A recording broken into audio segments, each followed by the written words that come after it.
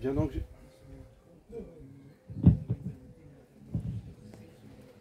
donc j'ai intitulé cette conférence sur l'antilibéralisme et la Sainte Vierge Marie, parce que les deux sont inséparables. Pourquoi inséparables? Parce que la très Sainte Vierge Marie est évidemment, en tant que l'Immaculée Conception, celle qui n'a absolument aucun lien, aucune compromission avec le démon, le mal, l'erreur et le péché. L'Immaculée Conception, c'est la pureté dans toute son étendue, dans son côté absolu, la pureté absolue. Pour signifier cela, le pape Pie IX, qui est le pape du dogme de l'Immaculée Conception, et qui est le pape de l'antilibéralisme, parce que c'est lui qui a vraiment mené la guerre de façon systématique, par ses enseignements et par son action, contre ceux qu'on appelait les libéraux. Donc le libéralisme est très marqué, si vous voulez, au XIXe, parce que ensuite ce libéralisme est devenu modernisme. Donc on ne dit pas que Saint Pie X était le pape de l'antilibéralisme, bien que évidemment que Saint Pie X était antilibéral, mais Saint Pie X lui a adapté le combat antilibéral sur l'hérésie moderniste. Les deux sont différents, mais ça reste quand même des erreurs, mais le libéral est beaucoup plus dangereux, dit Pie IX, que encore l'hérétique déclaré. Parce que, justement, il fait un mélange entre la vérité et l'erreur. C'est pourquoi il faut le dénoncer, et le pape Pie IX a encouragé des prêtres et des prélats qui ont combattu de façon généreuse et assidue, je dirais, cette mentalité libérale, en leur écrivant des lettres de louange pour leurs ouvrages, donc tel ou tel ouvrage, ce qu'on appelle un bref. Un bref, ce n'est pas un document du magistère, un bref, c'est une lettre de louange pour un livre. Ce n'est pas pour tous les livres, c'est pour le livre pour lequel le bref a été écrit. Et donc, Monseigneur Gaume a publié un bref de Pie IX, évidemment, Monseigneur de Lassus. Tous ces grands auteurs, vous voyez, étaient les collaborateurs, les courroies de transmission, pour prendre un thème moderne, du pape Pie IX. Évidemment, les libéraux leur en ont voulu énormément, ils leur ont fait une guerre sans merci. Et pour protéger ces prêtres, vous voyez, Pie IX les a fait prélats de sa sainteté. C'est pour ça qu'on les appelle monseigneurs, ils ne sont pas évêques. Ils sont monseigneurs, c'est-à-dire qu'ils font partie de la cour pontificale. Donc, ça veut dire pas touche. C'était la seule façon qu'il avait de les protéger des manœuvres des libéraux qui étaient, pour certains, des vrais gangsters. J'en veux pour preuve que, malgré cette protection de Pie IX, les curés de la ville de Paris n'ont pas hésité à brûler sur le parvis de leurs églises les ouvrages de Monseigneur Ségur. Carrément, autodafé. Normalement, on fait ça pour les ouvrages des hérétiques. Donc, vous voyez un petit peu le degré, si vous voulez, de violence du clergé du 19e, du clergé libéral. Oui. Pour ceux qui se plaignent que oui, les prêtres aujourd'hui ne s'entendent pas, se critiquent et tout ça. J'ai pas encore brûlé la thèse devant la chapelle. Hein. On n'a pas encore brûlé mes écrits devant la chapelle. Hein. Alors on se calme. D'accord? Ça fait partie de la vie de l'Église depuis toujours.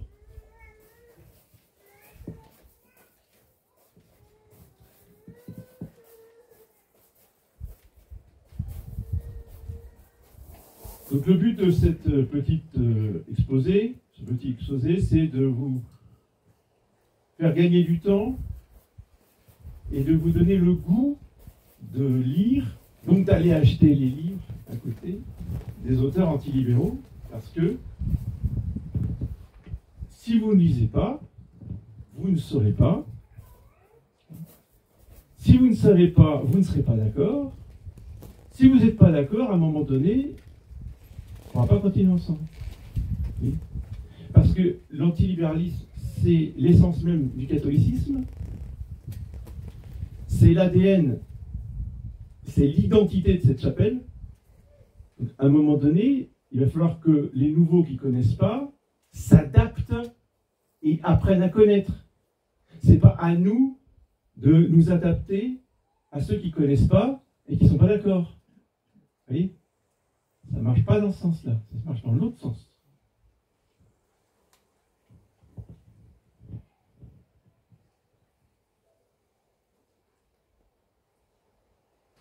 Alors,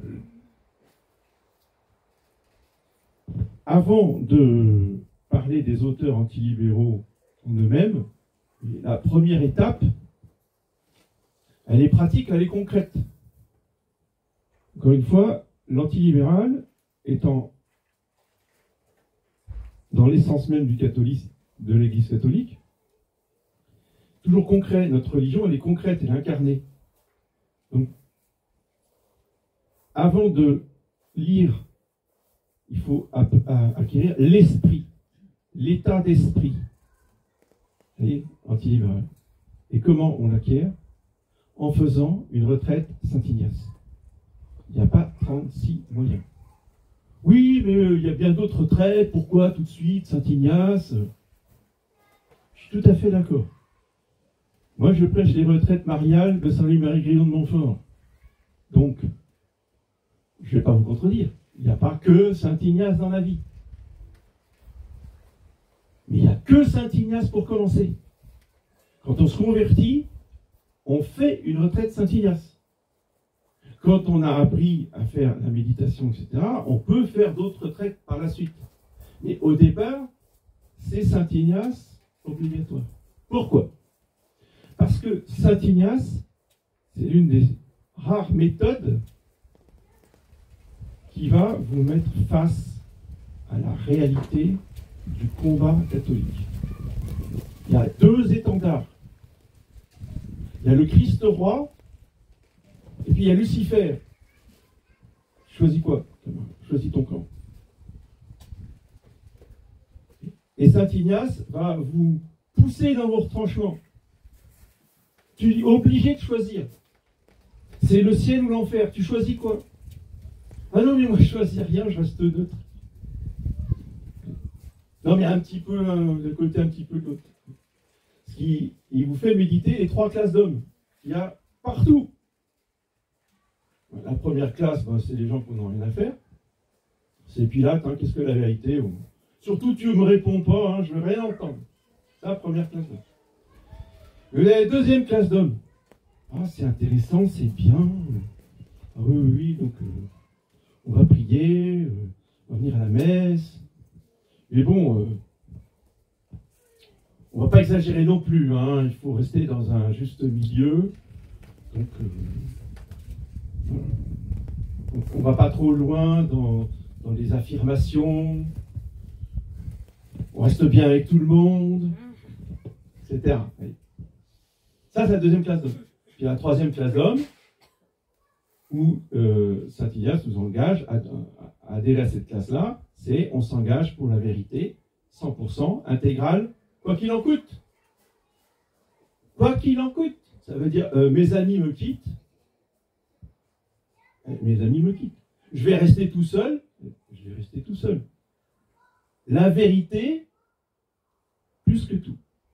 C'est l'esprit des martyrs. C'est l'esprit des premiers chrétiens. Hein. Alors, on nous bassine avec les premiers chrétiens. Ah, si vous voyez comme ils s'aiment, on disait, voyez, nous maintenant on n'a plus la charité. Oui, d'accord, mais le prix de cet amour des premiers chrétiens.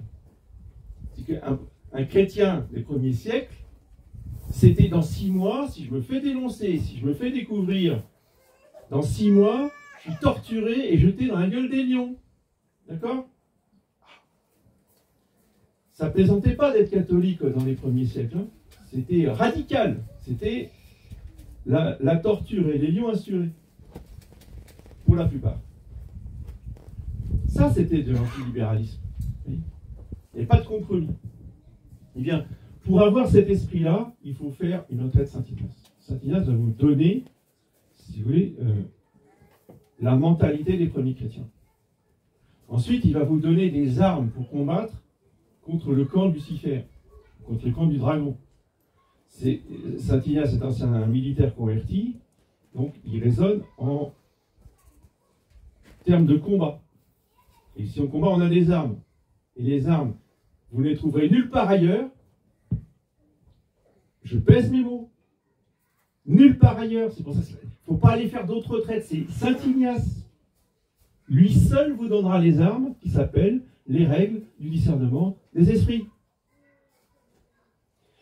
Pour justement faire le discernement entre le vrai et le faux, entre les pensées qui viennent du diable, entre les pensées qui viennent du bon ange, et les pensées qui viennent de la nature.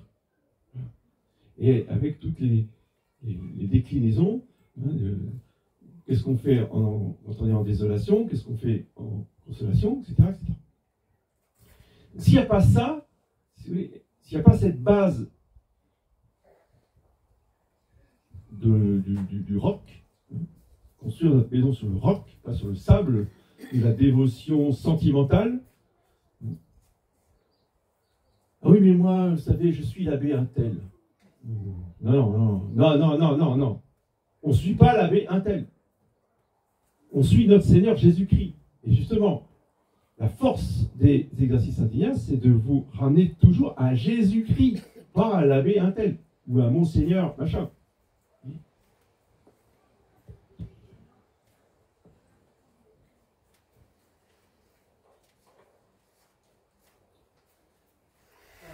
Ces règles, pour discerner la vérité, pour la trouver, pour apercevoir où est la lumière divine, est absolument vitale, même dans nos milieux catholiques. Parce que nos chapelles ont l'intelligence et la mémoire polluées par de nombreuses erreurs qui viennent de la famille, des parents, des amis, de nos formations passées dans la jeunesse. Moi, le premier, hein, je veux dire, je suis passé par là, j'ai fait ce cheminement. Il a fallu que j'élimine, que j'élague. Parce que les libéraux sont très forts pour vous persuader que c'est eux qui ont la vérité. Et pour ça, ils vous disent beaucoup de vérité. Alors vous dites, ah oui, c'est formidable, oui, c'est vrai. Et quand vous n'êtes pas formé, quand vous ne savez pas, ben, vous recevez l'enseignement comme ça, sans remettre quoi que ce soit en cause. Le problème des libéraux, c'est pas dans ce qu'ils disent. Le problème des libéraux, c'est dans ce qu'ils ne disent pas. C'est leur silence qui parle. Le problème de pour qu'il règne de Jean Housset, c'est pas ce qu'il dit. Parce que ce qu'il dit est absolument formidable. En plus, il cite Monseigneur de Lassus, il cite Monseigneur Ségur, c'est formidable. Mais le problème, c'est ce qu'il ne dit pas. Vous voyez ? La cause de la révolution pour Jean Housset, c'est la Renaissance. C'est-à-dire Erasme, et puis tous ces auteurs là de la Renaissance italienne et française. Et puis après, bah, il décline jusqu'à la franc-maçonnerie, donc c'est formidable. C'est ça, je dis que, voilà, je sais l'origine de la Révolution française.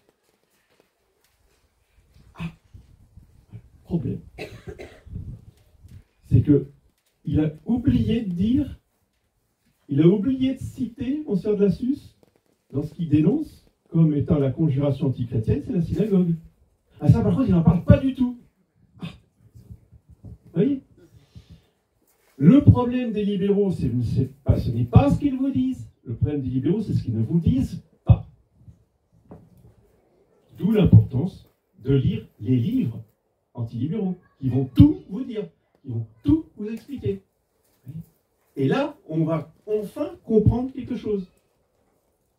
Parce qu'on comprend bien ce que disent les libéraux, mais on est gêné dans certaines discussions, dans certaines joutes. Il nous manque des arguments. Il y a des choses que... Puis quand on tombe sur un anti-libéral, alors là, on reste sans voix. Parce que ah oui, mais j'ai pas d'argument. Donc, on va étudier les auteurs qui nous citent. Ah ben voilà, maintenant je comprends. On ne m'avait pas dit. On nous cache tout. Hein.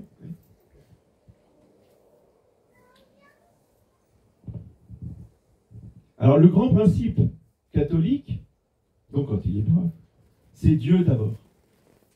Alors ça, c'est fondamental. C'est justement ça que nous enseigne saint Ignace dans les exercices. C'est Dieu d'abord et avant toute chose. Ou comme dirait sainte Jeanne d'Arc, Dieu premier servi. Ça, c'est un critère infaillible pour savoir si quelqu'un est libéral ou pas. Est-ce que c'est Dieu d'abord avant tout? Ou est-ce que c'est d'abord nos petites affaires, nos petites magouilles, nos petits business, nos petites politiques, et puis Dieu ensuite? Est-ce que c'est Dieu d'abord? Ou est-ce que c'est politique d'abord? Il n'y a pas de troisième camp, il n'y a pas de troisième doctrine, il n'y en a que deux. Parce que dans le politique d'abord, vous pouvez mettre la Bretagne d'abord, vous pouvez mettre la Corse d'abord, vous pouvez mettre le Front National d'abord, vous pouvez mettre ce que vous voulez d'abord, enfin tout sauf Dieu. Dieu passe en deuxième. Vous déclinez ça dans tous les mouvements humains que vous voulez.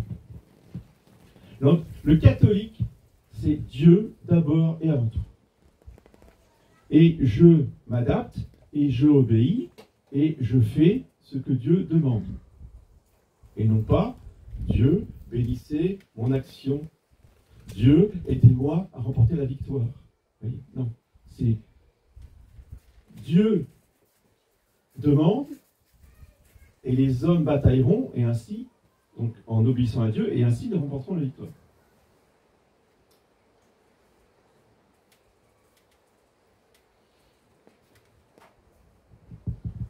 La conséquence de ça, c'est que nous devons combattre, comme dit saint Paul, le bon combat de la foi.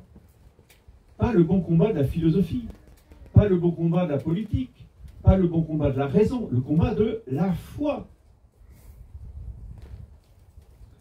Dans tous les domaines, c'est la foi qui prime. Alors, la politique, certes, mais il y a aussi l'histoire. Il y a aussi les sciences. La foi dirige les sciences, confère Vatican I. Oui.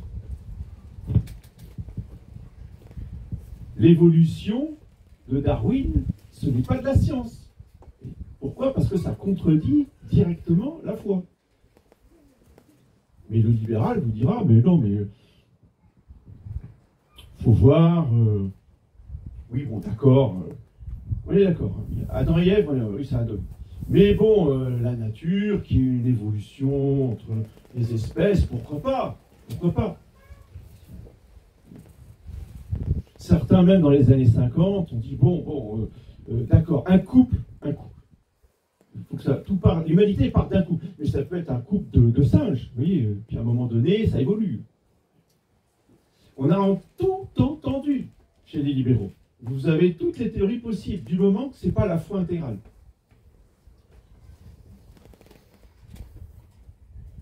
Et cette foi, elle est au-dessus des modes de pensée, et au-dessus des slogans. Le libéral fonctionne à coup de slogans. Et il assène, il affirme des slogans. Honorius était hérétique, donc un pape peut être hérétique. Et on vous martèle ça à coup de sermons, à coup de conférences, à coup de direction spirituelle. Et amenez-moi des arguments. Vous avez des preuves de ce que vous dites? Non, c'est comme ça, Honorius était hérétique. Les slogans fonctionnent très bien et c'est facile à répéter, c'est facile à redire. Et ça fait comme un feu dévorant qui passe d'âme en âme et d'intelligence en intelligence. C'est en cela que nos milieux sont pollués de nombreuses erreurs, voire d'hérésies.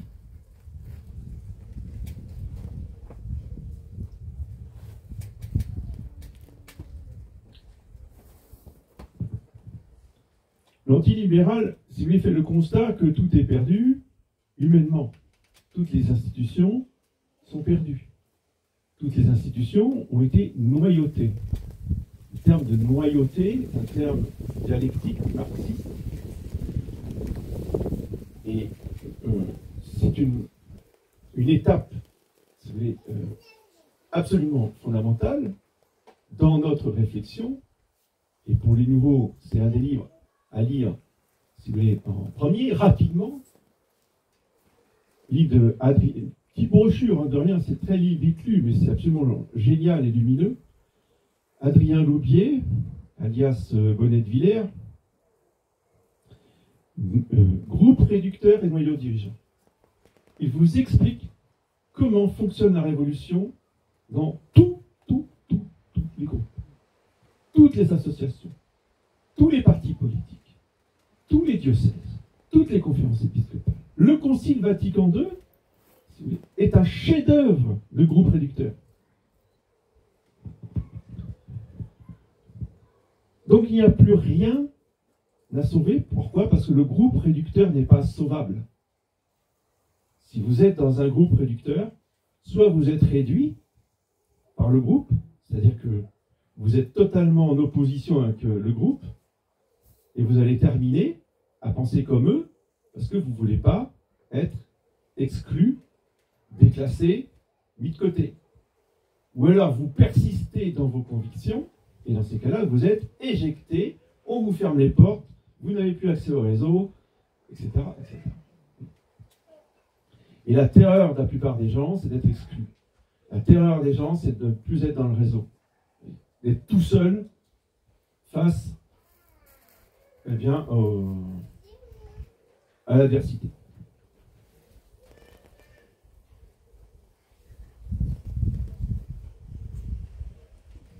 Le catholique, s'il est seul, eh bien, il l'assume. S'il a un doute, il va voir ce que pensaient les auteurs, justement, d'autrefois. Mais 1000 doutes ne font pas une vérité. C'est pas parce qu'on accumule des doutes et qu'on les assène et qu'on les répète pendant des années et des années. Mais ça fait des années qu'on me dit ça. Oui, mais c'est pas pour ça que c'est une vérité. Un doute, ça restera toujours un doute qu'il faut résoudre, qu'il faut lever.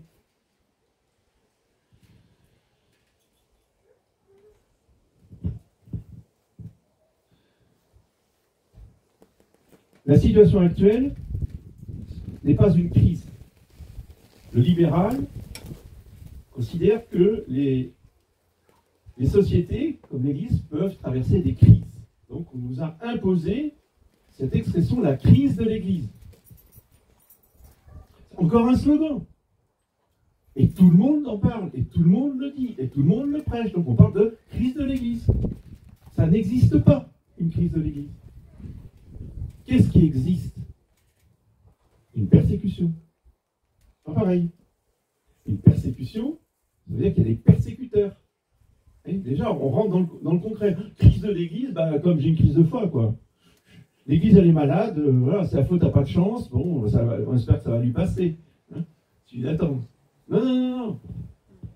Quand on parle de persécution, on parle de persécuteurs qui, justement, poursuivent les catholiques qui refusent l'erreur et l'hérésie.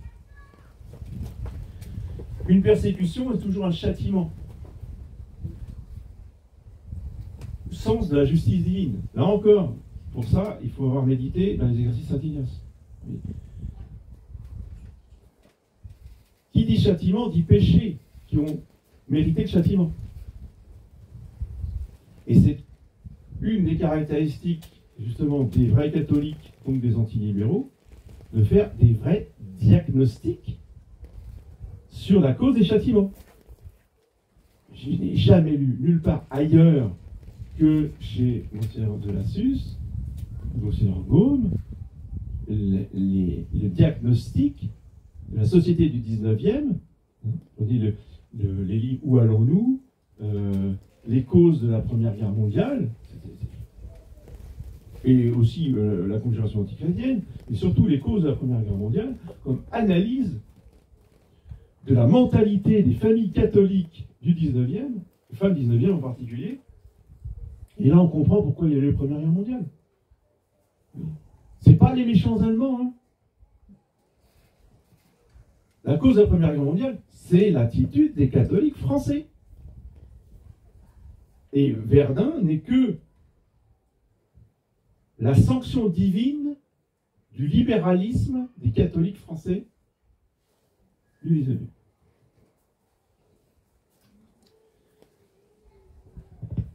La Révolution, c'est pareil. C'est pas la faute à pas de chance. La cause de la Révolution, d'abord, les évêques, complètement pourris, corrompus et mondains, et la noblesse. On verse sa petite larme sur les nobles. Oui, d'accord. Mais c'est eux qui ont causé la Révolution française. La Révolution française, c'est la sanction divine de la corruption et du libéralisme de la noblesse et du clergé, du haut clergé, surtout, par rapport aux philosophes des Lumières et à la franc-maçonnerie, etc., etc. Et donc la réponse catholique à tout cela, à tous ces châtiments, à toutes ces erreurs, à toute cette persécution, doit être à la hauteur, doit être au même niveau que l'attaque. Oui. Et justement, les libéraux ne sont jamais au niveau, ils sont toujours en dessous. Pourquoi? Parce qu'ils proposent toujours des solutions humaines. Tous ensemble, réunissons, l'union fait la force. Allez, slogan, ça y va, ça y va. Faisons des meetings, allons faire des collages, il faut que les gens sachent, faisons du porte-à-porte, etc., etc. Oui. Et jamais on va parler des causes. On propose toujours des solutions humaines. Quand on a compris que les causes sont surnaturelles, sont d'ordre doctrinal, de foi, la réponse doit être à ce niveau. Si les péchés en question sont la cause, il faut réparer les péchés. Comment réparons les péchés? La messe, les saintes plaies, le chemin de croix, en réparation de nos péchés, et pas seulement des péchés de nos ancêtres, de ceux qu'on trahit, de ceux qui étaient libéraux.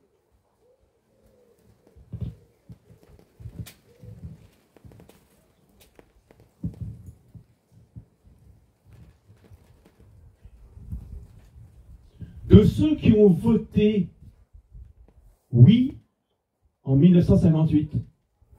Hein? Faites une petite enquête. S'il y a 2 ou 3 de vos grands-pères ou arrière-grands-parents qui n'ont pas voté, je serais déjà étonné. Ils ont tous voté. Tous voté. Je vous rappelle, Louis XIV dit non au Sacré-Cœur en 1689, en 1789, donc année pour année, un siècle après, Révolution. 1958, tous les catholiques comme un seul homme votent la Constitution de De Gaulle. 10 ans après, exactement, là, parce que ça s'accélère l'histoire, hein, c'est plus 100 ans, Dieu il est pressé, il n'attend pas 100 ans, hein, 10 ans après, mai 68. Voilà. Le concile, la nouvelle messe et la révolution sexuelle, hein, avec toutes les conséquences dans les écoles, l'éducation, les parents, etc.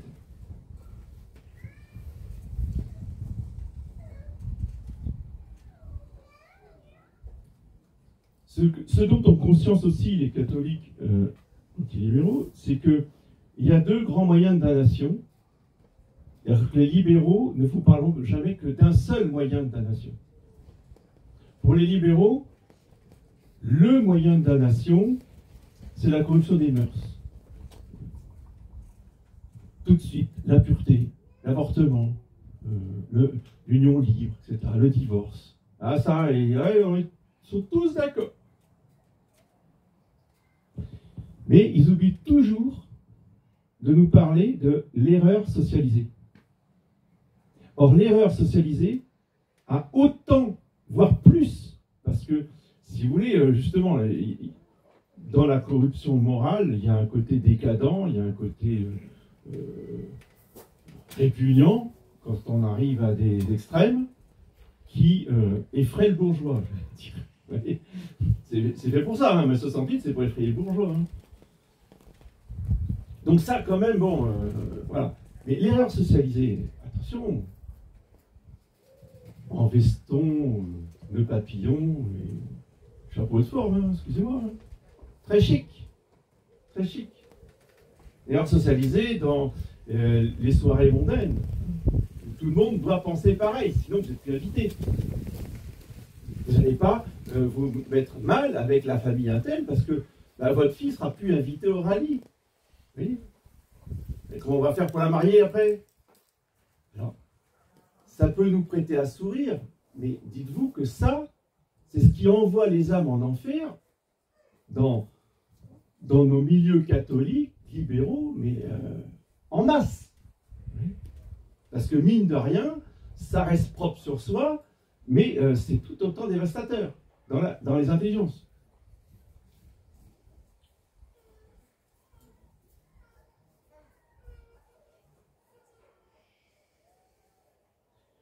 Et il est extrêmement difficile de sortir de cette erreur socialisée. Toujours pour la même cause, le quand dira-t-on.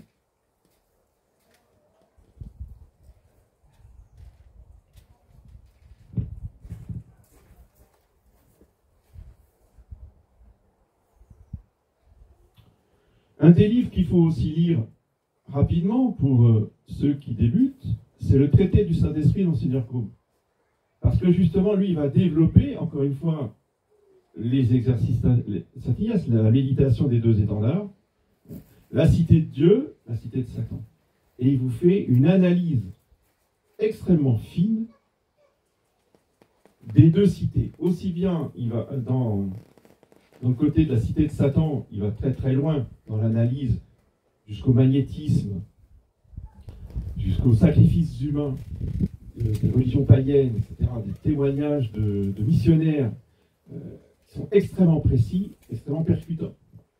Et de l'autre côté, du côté du Saint-Esprit et du bon Dieu, il va aussi pousser très très loin la description du règne de Dieu dans nos âmes, de tout l'organisme surnaturel, des 7 dons du Saint-Esprit, des béatitudes, des fruits, etc.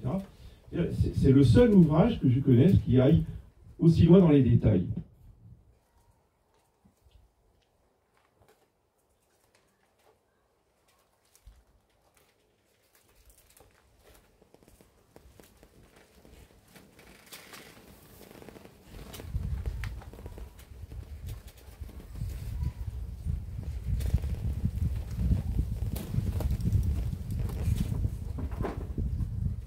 Bien sûr, l'autre livre aussi qu'il faut lire dès le départ, le plus vite possible, c'est le livre de Don Sarda Salvani, Le libéralisme est un péché, qui est l'ouvrage de référence pour savoir ce que c'est qu'être antilibéral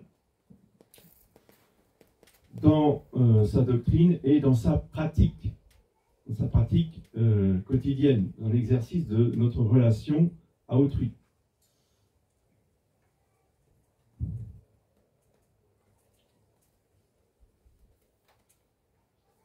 Permettez-moi de vous faire donc un portrait de l'homme libéral, qui est toujours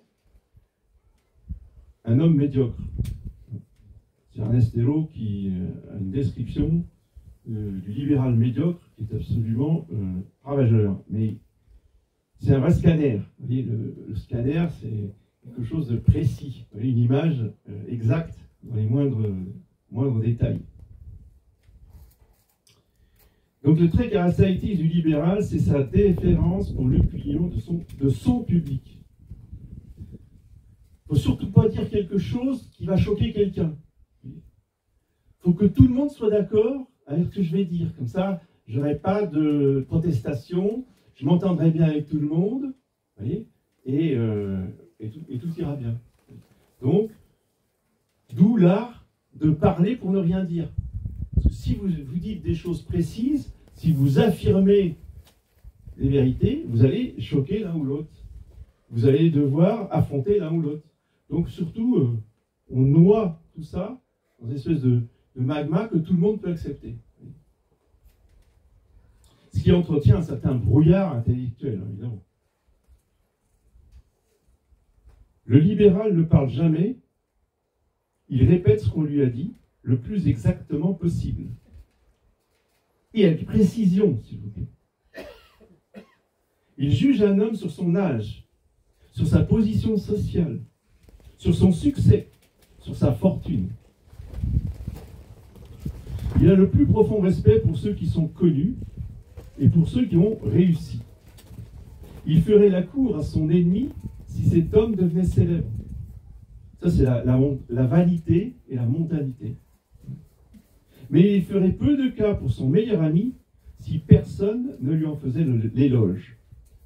Il n'osera prendre l'initiative de rien, ses admirations sont prudentes, ses enthousiasmes sont officiels.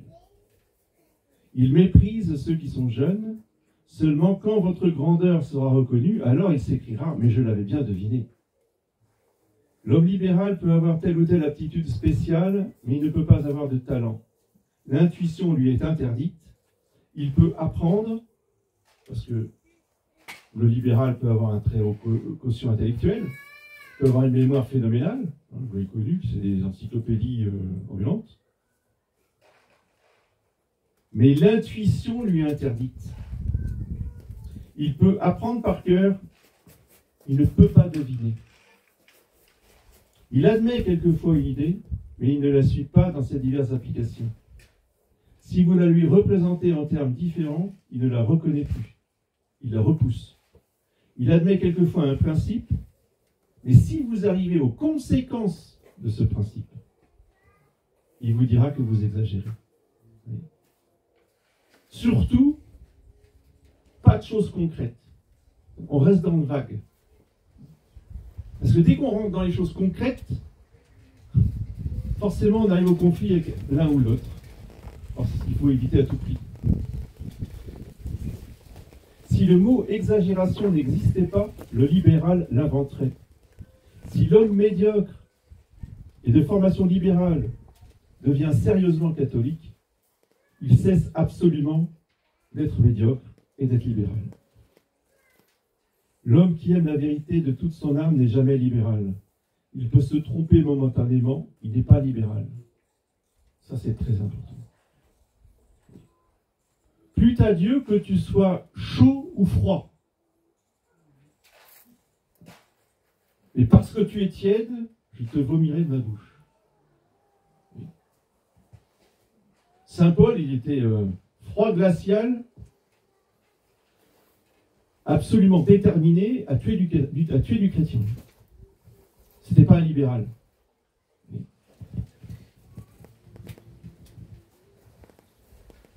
Vaut mieux un Saint Paul qui marche à triple galop pour vous trancher la gorge, qu'un libéral qui vous embrume la tête avec des mensonges. Ceci à transposer sur vaut mieux un musulman fanatique, mais sincère, parce que tous ne sont pas sincères évidemment, mais un musulman sincère, qui a le courage, en plus de vous dire droit dans les yeux, de toute façon, t'inquiète pas, je te trancherai la gorge vite, tu ne souffriras pas beaucoup. Parce qu'au moins, lui, il a le courage de venir vous le dire. Lui, c'est un chrétien, un catholique potentiel. Il n'est pas libéral. Il ne va pas faire des compromis avec vous, il vous tranche la gorge. Comme Saint Paul. Et par contre, le libéral qui vient vous dire des paroles mielleuses, celui-là, il faut s'en méfier parce que quelque part, il va y avoir un piège.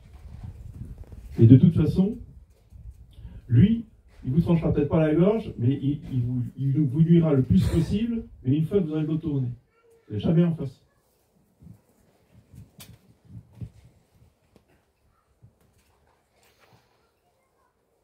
L'homme libéral admire un peu toute chose, même contradictoire. Il n'admire rien avec chaleur. Si vous lui présentez ses propres idées avec enthousiasme, il dira que vous êtes excessif.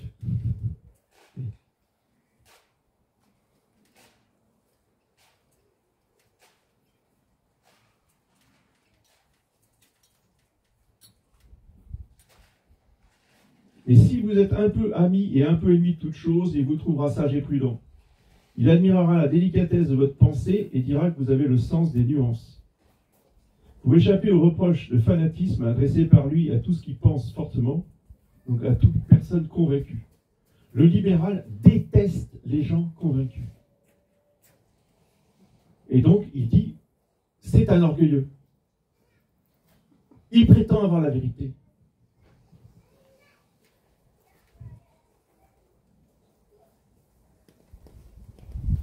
Si le libéral est obligé malgré tout de s'exprimer, il fait semblant de dire quelque chose, mais en fait il ne dit rien.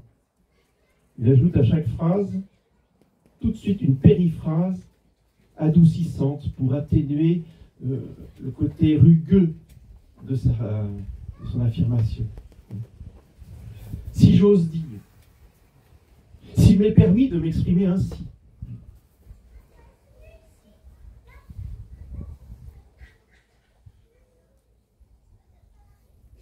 Il reste au libéral, surtout ceux qui ont des responsabilités, une terreur, une angoisse existentielle. Se compromettre avec les fanatiques qui exagèrent.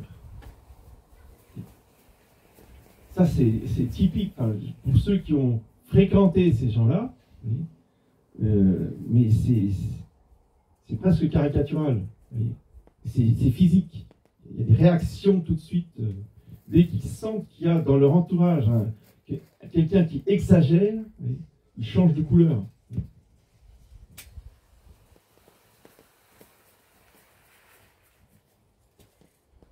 Aussi, le libéral s'exprime-t-il avec des réserves, avec la prudence d'un homme qui craint que ses paroles trop hardies ne fassent des vagues.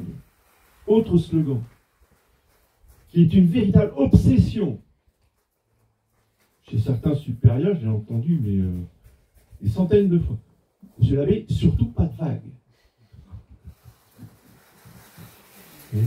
Demandez aux marins si les vagues empêchent leur bateau d'avancer. Hein? Excusez-moi. Surtout pas de vagues. Le premier mot du libéral qui juge un livre ou une revue porte toujours sur un détail, mais un détail de style. Oh, le style est lourd. Oh, qu'est-ce qui s'exprime mal. Non, mais c'est vrai ou c'est faux? Ah non, c'est pas le problème. Alors, il y a même un prêtre qui a descendu en flammes un livre où il n'y avait vraiment rien à reprocher sur le plan de la doctrine, qui défendait le dogme de Vatican I, etc. Oui, mais la typographie est absolument importante. Ne lisez pas ce livre. La typographie. Alors, je suis d'accord avec lui que la typographie était très désagréable. Mais on peut le lire quand même. L'intérêt, c'est quoi? C'est la doctrine qui est dedans ou c'est la typographie? Vous voyez? Mais le libéral, lui, s'attache aux choses humaines, aux choses matérielles. La typographie.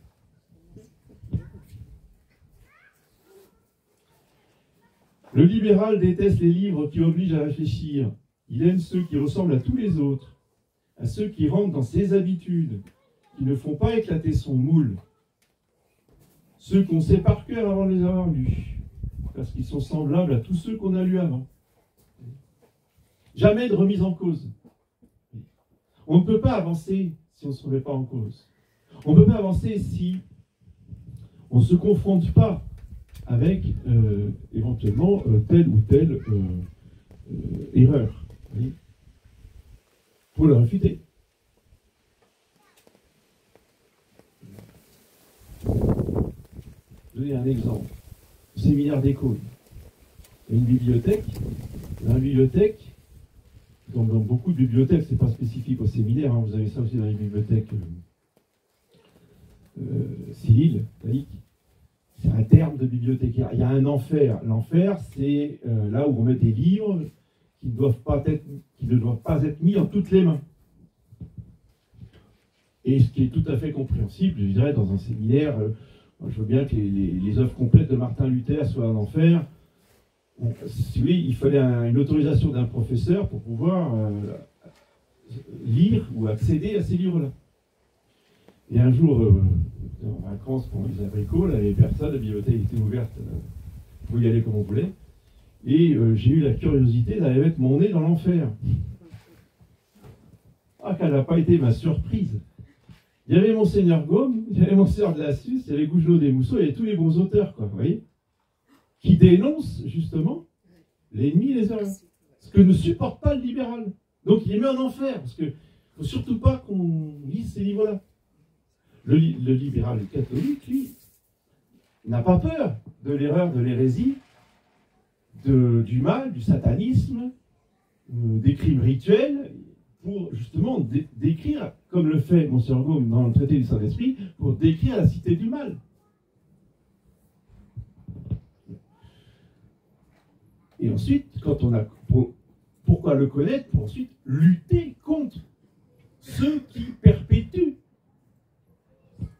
ces idées-là. Je pense à l'occultisme, je pense à l'ésotérisme, parce qu'évidemment, il y avait tous les livres de Jean Vaquier, il y avait tous les livres attaquant justement la gnose, etc. Parce que quand on prend conscience de ce que pensent ces gens-là, tel animateur sur Radio Courtoisie, sur Géopolitique Profonde, sur ceci, cela, il nous donne sa même doctrine que les ésotéristes. Et on peut les reconnaître parce qu'on est formé. Le libéral, justement, n'étant pas formé, dit « Oh, bon, c'est des originaux, c'est des intellectuels, ils brassent des d'autres. On n'est pas trop d'accord. Alors, on les laisse parler. Et on parle à côté d'eux. Parce que après l'occultiste ou après l'ésotériste, style Jean Borella et toute la bande, enfin, Jean Borella, il est très vieux, mais si vous voulez prendre les plus jeunes, Guyot Janin, par exemple, Radio Courtoisie, après, vous avez l'abbé Laurence, qui va parler. Oui. Avec sur le même pied d'égalité. Il n'y a pas de discernement. Quand on est vraiment catholique, on ne supporte pas ça. C'est soit on parle entre catholiques, soit, oui, on va aller peut-être en face d'un ésotériste, mais à ce moment-là, on va le réfuter.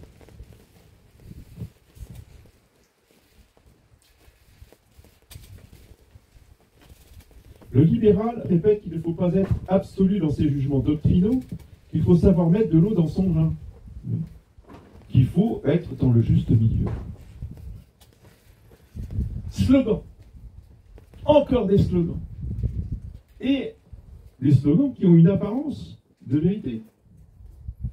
La prudence, la modération, c'est bien vu. Et ça peut être effectivement tout à fait recommandé. Seulement, eux, ils mélangent tout. Surtout, eux, ils transposent une attitude concrète, une attitude humaine, dans les choses humaines, où effectivement, dans les vertus morales, elles ont un juste milieu.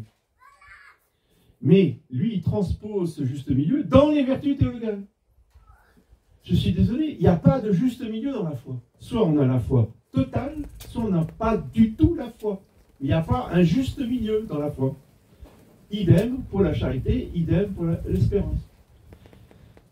Donc, un juste milieu, ou mettre de l'eau dans son vin, en termes de doctrine, c'est du libéralisme.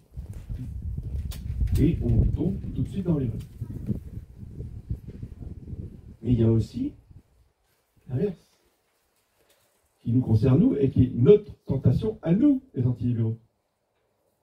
C'est de faire la même erreur que les libéraux, mais à l'inverse. C'est-à-dire, c'est pas vraiment identique aux libéraux, mais c'est le même principe. On mélange tout. C'est-à-dire que les libéraux, si vous voulez, ils ont raison sur la vertu morale, mais ils appliquent ça sur les vertus théologales, et là, vous êtes complètement tort. Nous, on a raison sur les vertus théologales. On dit, il n'y a pas de juste milieu. Mais le problème, c'est que beaucoup d'entre nous, on applique ce principe-là aux vertus morales. Donc, même dans les vertus morales, il n'y a pas de juste milieu. Il faut être comme ça, à fond. Et là, on donne des bâtons pour se faire battre par les libéraux qui disent, ben, vous voyez, c'est des fanatiques. Parce que ils ne connaissent pas le juste milieu dans les choses humaines, dans la vertu. Donc attention, mes bien chers frères, de ne pas devenir des fanatiques en appliquant les principes qui ne sont valables que au niveau théologal dans les vertus morales. Donc il y a un juste milieu, et ce juste milieu, en plus, il varie selon les personnes. Ça, c'est toute la théologie qui le dit. Saint Thomas, dans sa Somme, vous expliquera très bien. Et en particulier, l'exemple qu'il donne, que tout le monde peut comprendre, c'est sur la tempérance. Oui. Il dit, si vous êtes un homme, si vous êtes une femme, le juste milieu pour boire du vin, c'est pas le même. Si vous êtes un enfant, si vous êtes un adulte, dans certaines actions à faire, le juste milieu n'est évidemment pas le même. Que ce soit dans le sport, que ce soit dans n'importe quoi, pas que dans la nourriture, dans tous les domaines humains, en fonction de l'âge, en fonction du sexe, en fonction des circonstances, en fonction de vous êtes malade, vous n'êtes pas malade, etc. Votre juste milieu va varier. D'accord ? Ça demande effectivement une grande souplesse.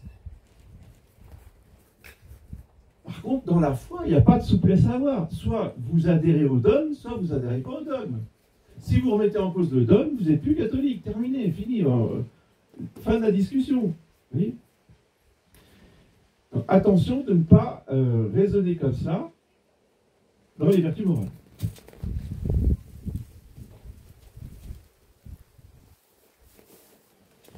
L'homme libéral est beaucoup plus méchant qu'on ne le croit, parce que sa froideur voile sa méchanceté. Il ne s'emporte jamais. Et comme dirait Louis Veuillot, il n'y a pas plus intolérant qu'un libéral. Les libéraux sont des gens sectaires et intolérants. Pourquoi ? Parce qu'ils ont la tête complètement ramollie et le cœur dur.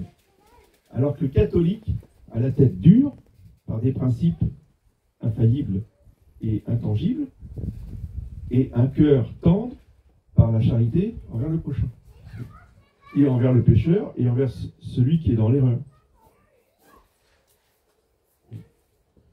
Le libéral, lui, ne s'emporte jamais. Il demeure toujours maître de lui. Au fond, il voudrait anéantir les hommes intelligents. Il se venge de ne pas pouvoir le faire en les taquinant. Il ne défend pas des idées, il s'attaque aux personnes. Ah, ça c'est une autre caractéristique des libéraux. Tout de suite, ils s'en prennent aux personnes, à leurs défauts, à leurs faiblesses, à leur façon de pratiquer des choses. Vous voyez, on ne répond pas au niveau des idées, on ne répond pas au niveau des principes, on s'attaque aux personnes. L'homme libéral ne se trompe jamais. Il se sent approuvé par la multitude de ceux qui lui ressemblent et qui le flattent. Un libéral est trompé. On l'a trompé. Il ne se trompe pas. Les succès faciles sont toujours pour lui. Ça, c'est le but de sa vie. Les succès faciles. Il se juge lui-même comme il juge les autres sur le succès facile. Tandis que l'homme de vérité sent sa force intérieurement et ne tient pas compte de l'approbation du public. L'homme libéral se croirait un sot si on disait cela de lui.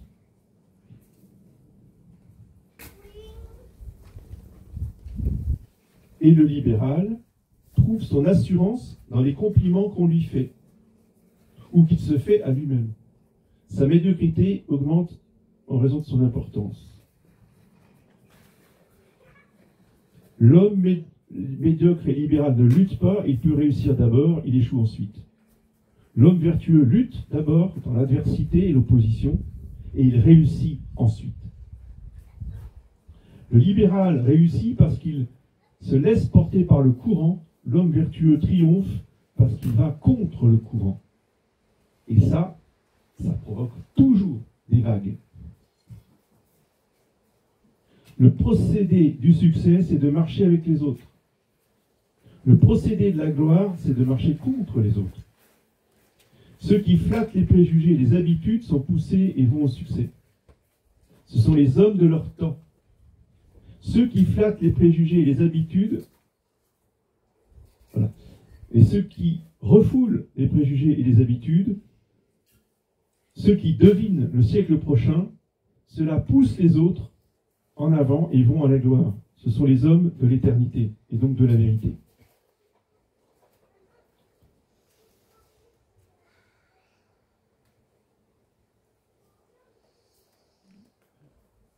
La vérité, nous dit notre Seigneur, c'est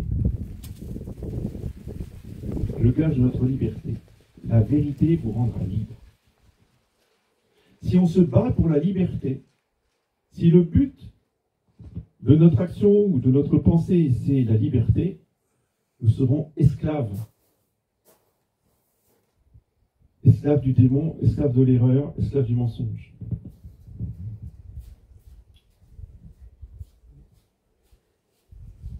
Alors maintenant, voyons l'homme antilibéral et catholique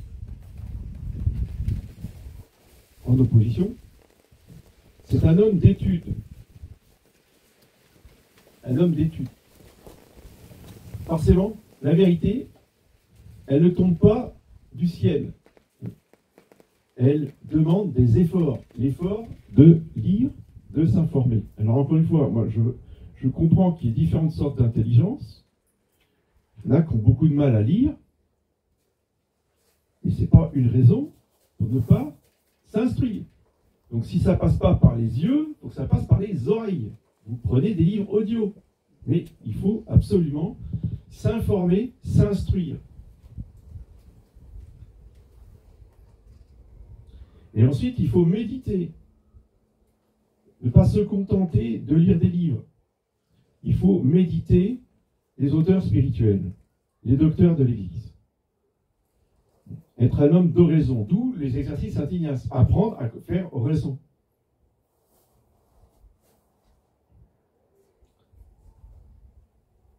L'homme anti-libéral et catholique est évidemment un soldat de Jésus-Christ, puisqu'il est confirmé.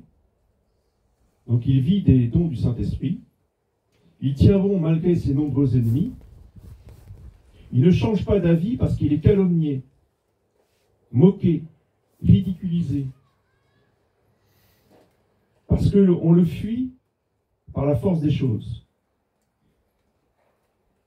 Connaissant les principes, il connaît les conclusions. Il peut donc prévoir à l'avance la fin d'une entreprise, d'un mouvement, d'une congrégation, etc. C'est pas que on soit prophète. Ce n'est pas du tout que Monseigneur de Lassus ou Monseigneur Gaume aient eu des révélations. Ce n'étaient pas des mystiques, ils n'ont pas eu de révélation. Ils avaient simplement les bons principes et ils avaient un esprit logique. Donc dans leurs livres, quand ils parlent de la situation actuelle que nous vivons, ils l'avaient déjà tout prédit. Y compris l'invasion des migrants. C'est impressionnant. Ils disaient le problème de leur présente de Monseigneur de Lassus, il vous explique ce que nous vivons aujourd'hui avec les migrants. Il dit c'est la conséquence ultime du mondialisme. On sera obligé d'en arriver là. Ça, c'est la force des esprits antilibéraux qui sont donc imprégnés de la vérité. Donc ce qui est vrai pour la situation générale est évidemment vrai aussi pour l'analyse des sociétés ou des associations.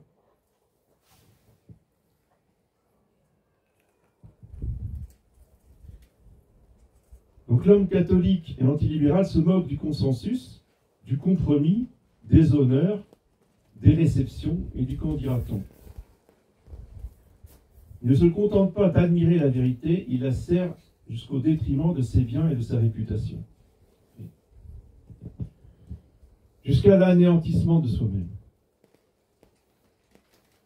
Si vous ne renoncez pas à vous-même, vous ne pouvez pas porter la croix de Jésus-Christ. Et enfin, pourquoi porter la croix de Jésus-Christ? Pour ensuite suivre Jésus-Christ. Il y en a qui, le libéral, lui, il trouve tellement beau l'évangile, il veut suivre Jésus, et donc il y va, et il suit Jésus. Sauf qu'il a oublié de se renoncer à lui-même, et il a oublié de prendre la croix. Il y va les mains dans les poches. Là, il est sûr de se ramasser, ce qui lui permettra peut-être de réfléchir et de se corriger. Ça, c'est très important. Alors, en termes spirituels, vous avez cette doctrine qui est exposée par le père Garrigou-Lagrange, mais qui reprend tous les auteurs spirituels, y compris Saint Jean de la Croix, tous les grands mystiques. Ça s'appelle les 3 conversions et les 3 voies. Et justement, le père Garrigou vous explique que la première conversion, c'est la conversion, on découvre la religion catholique, c'est formidable. Et c'est Dieu qui vous inonde des grâces. Ah, c'est formidable, et c'est plein de consolation, et on est enthousiaste, et cette religion est formidable. Il faut bien profiter de cette période-là, hein, ça ne dure pas. Parce que justement, petit à petit, le bon Dieu retire ses consolations, et va nous donner rendez-vous pour la deuxième. Donc la deuxième, c'est le contraire. C'est nous qui devons tout donner à Dieu. Au départ, nous, on donne quasiment rien, ou très peu, et on reçoit tout du bon Dieu. C'est la pluie de roses de Sainte Thérèse d'Enfant Jésus.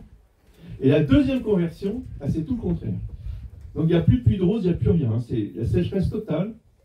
C'est comme du temps de Saint-Élie, là, il n'y a plus une goutte de pluie. Et c'est à nous de tout donner. Et quand je dis tout, c'est tout. C'est l'extérieur, l'intérieur. D'où l'importance d'avoir fait les exercices de Saint Ignace avant, pour justement bien vivre cette épreuve terrible qu'est la deuxième conversion.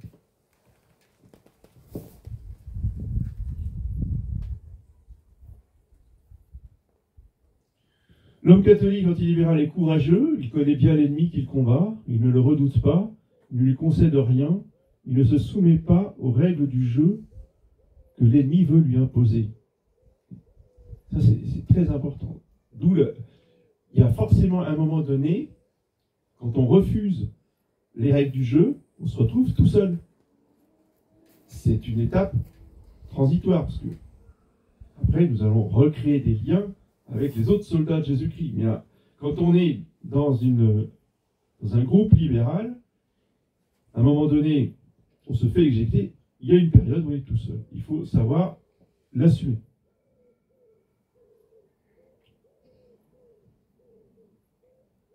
L'ennemi usera de toutes les ruses et de tous les mensonges pour détruire l'homme antilibéral. Il ne fera aucun cadeau. Il n'y a pas de répit. Parce qu'il y a une inimitié entre la femme et le dragon, entre les descendants de la femme et les descendants du dragon. Et cette inimitié, elle est posée par Dieu lui-même, déjà au jardin d'Éden, et elle traverse toute l'humanité. Et Satan fait la guerre aux enfants de la Sainte Vierge.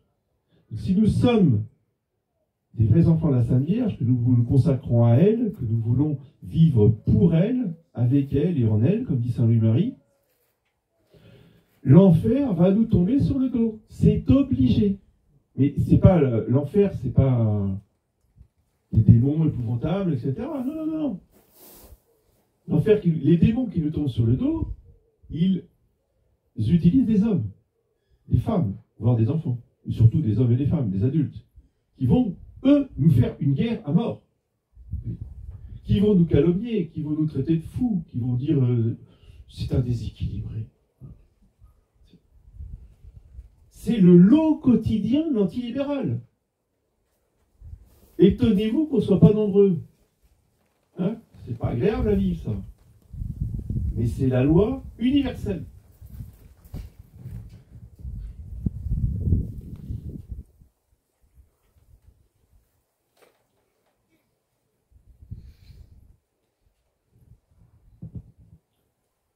Alors les auteurs antilibéraux, je vais vous en citer quelques-uns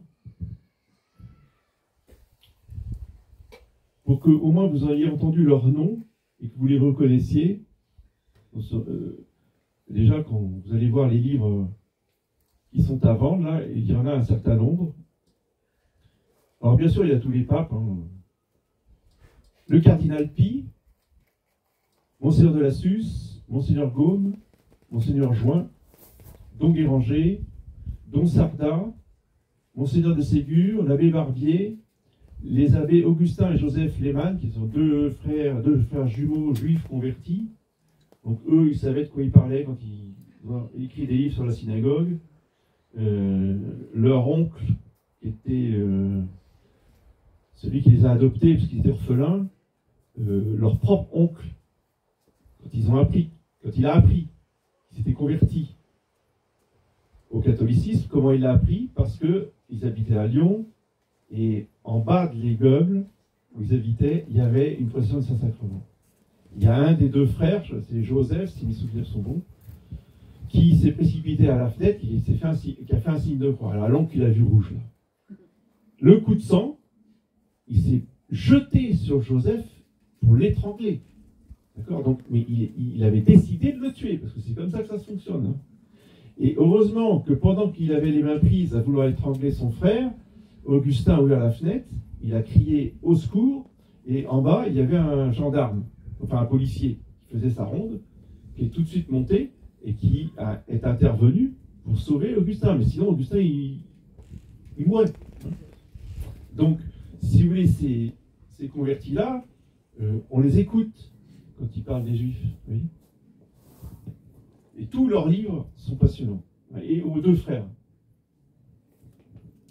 Monsieur l'abbé Darras, qui a écrit une magnifique histoire universelle de l'Église catholique, de même que l'abbé Rohrbacher, mais l'abbé Darras est peut-être plus intéressant et plus précis, surtout au niveau historique, que l'abbé Rohrbacher. Mais Rohrbacher est très bien aussi. L'abbé Deschamps, Claudio Janet, Don Benoît, le père Hérol, le grand auteur de Sainte Jeanne d'Arc. Le père Hérol est le postulateur de la cause de canonisation de Sainte Jeanne d'Arc. Donc il faut lire tous les livres du père Hérol. L'abbé Mainviel, très intéressant aussi sur la gnose, les Juifs dans le mystère de l'histoire, absolument indispensable à lire. Monsieur l'abbé Aubry, le cardinal Gousset, le chanoine Godot, très important sur l'Action française, ancien aumônier de l'Action française, ancien conférencier à l'Action française. Quand il en est sorti, il a compris, il connaissait le problème de l'intérieur. Et les livres qu'il a écrits pour dénoncer toutes les dérives doctrinales de l'Action française, là aussi, sont absolument passionnantes. Monseigneur Fèvre, l'abbé Baruel, Jacques Crétino-Joly, très, très intéressant, confrontation Église contre Révolution. Non, Église et Révolution, pardon. Bisoire, sur tout ce qui est rapport avec les démons. Pareil, Goujon des Mousseaux, et lui, il va même très loin dans l'analyse des rites antiques, de l'Antiquité. Il nous montre l'Antiquité sous son vrai jour. Le marquis de Mireville, pareil, sur les démons, le magnétisme, la sorcellerie. Léon Gauthier, alors Léon Gauthier qui est un professeur à l'école des Chartes, qui est un grand historien et un professeur de littérature française. Donc, très intéressant aussi.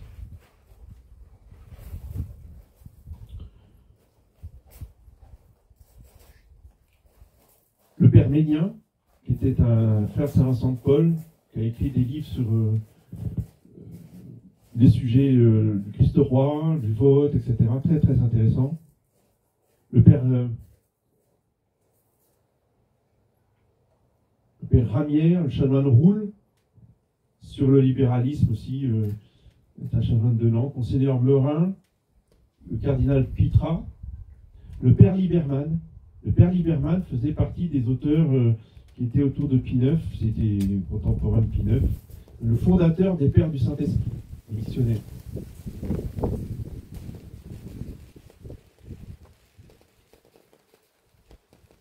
Le père Thorens, avec son petit livre aussi, qui est avec les exercices Saint-Ignace, et dont Sarda et Savali, qui est un livre caractéristique du véritable esprit catholique antilibéral. Le titre de l'ouvrage s'appelle « Du petit nombre des élus », justement pour recadrer un petit peu le discours libéral qui dit que tout le monde est sauvé. Voilà.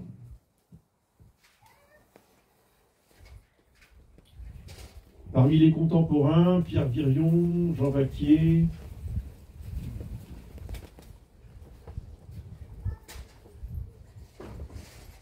de façon moins précise mais intéressante dans ses ouvrages de vulgarisation, Étienne Couvert, qui dénonce pas mal justement tout ce qui est de la gnose. Jean Vaquier est beaucoup plus précis dans ses analyses et beaucoup plus sourcé, référencé.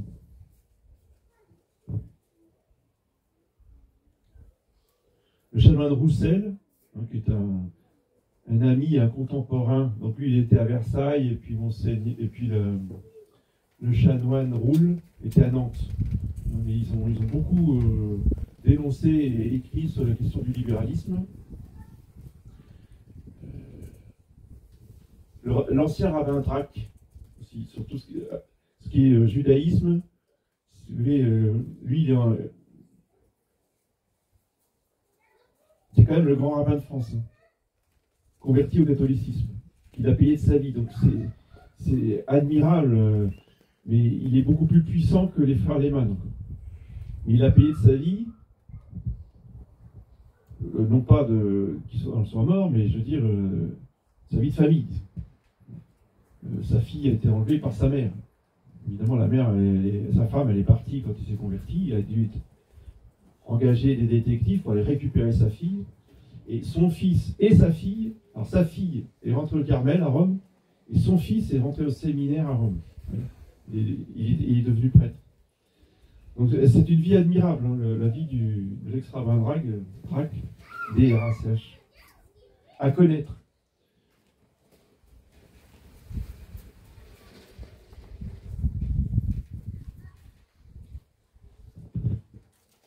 Donc voilà, pour ce qui est des auteurs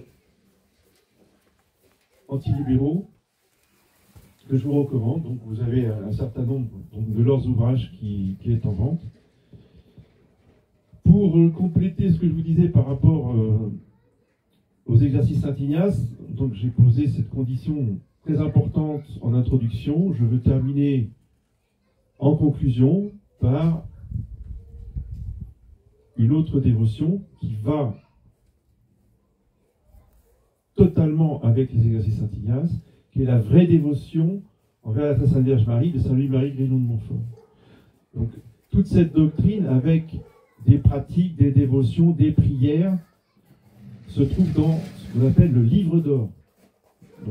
Je n'ai plus que 3 exemplaires là, à vendre, mais vous le trouvez sur tous les sites de librairies en ligne, librairies françaises, etc., qui diffusent tous les ouvrages.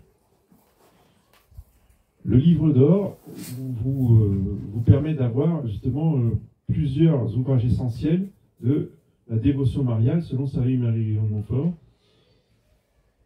Parce qu'aujourd'hui, nous sommes dans la phase finale, qu'il a prophétisé, lui, pour le coup, mais encore une fois, il n'a peut-être pas eu nécessairement une révélation privée, mais il a eu des lumières, disons, des lumières prophétiques du Saint-Esprit pour annoncer une petite congrégation de saints qui lutteront contre l'Antéchrist à la fin du monde. Et pour ça, il leur a donné, il leur a écrit pour eux spécialement, mais évidemment tout le monde peut en profiter, au contraire, c'est traiter de la vraie dévotion, le secret de Marie, qui doit être le nerf de ceux qui veulent lutter contre les démons et contre la contre-Église. Oui. Sans la Sainte Vierge, c'est absolument impossible d'arriver à quoi que ce soit. Et Saint Louis-Marie ne connaissait pas Fatima. Oui. Fatima ne vient que renforcer, et j'allais dire mettre un sceau divin à tout ce qu'enseigne Saint Louis-Marie 2 siècles ou 3 siècles avant. Et d'ailleurs, le démon était tellement furieux de son traité de la vraie dévotion qu'il a fait disparaître. Il a fait disparaître le manuscrit. Donc Saint Louis-Marie n'avait pas eu le temps de le faire imprimer. Il l'a perdu. Et c'était enfoui dans un coffre quelque part. On ne l'a retrouvé que 2 siècles après. Pour montrer l'importance pour le démon. Il ne se trompe pas, le démon. Il sait très bien ce qui est dangereux pour lui, ce qui lui fera le plus de mal. Donc le traité de la vraie dévotion, c'est absolument indispensable d'avoir ça dans sa bibliothèque, de le méditer. Et le jour où on a la grâce de comprendre qu'on est prêt pour faire cette consécration, eh bien, faisons-la. Il ne faut pas la faire tout de suite. C'est bien expliqué par Saint Louis-Marie. Surtout, ne nous précipitons pas pour faire cette consécration. Elle n'est réservée que pour des âmes qui ont longtemps combattu, qui ont eu des années de combats spirituels en tant que consacrés ordinaires à la Sainte Vierge. Là, la consécration du Saint-Esclavage, c'est vraiment le maximum. On ne peut pas faire plus, il dit, sur Terre. Donc, avant de s'engager dans une telle consécration, il faut bien y réfléchir, il faut bien la méditer. Et à un moment donné, la Sainte Vierge nous montrera que c'est le moment de la faire. Je ne peux que vous engager bien à faire cette consécration. J'ai ici des missels, pour ceux qui les ont commandés, ils sont priés de venir les chercher. Donc ils sont tous commandés. Si vous ne les avez pas commandés, c'est pas la peine de venir, parce qu'il n'y en a plus. J'ai refait une commande, et donc quand la prochaine commande sera arrivée, ceux qui n'en ont pas pourront venir les acheter. Voilà.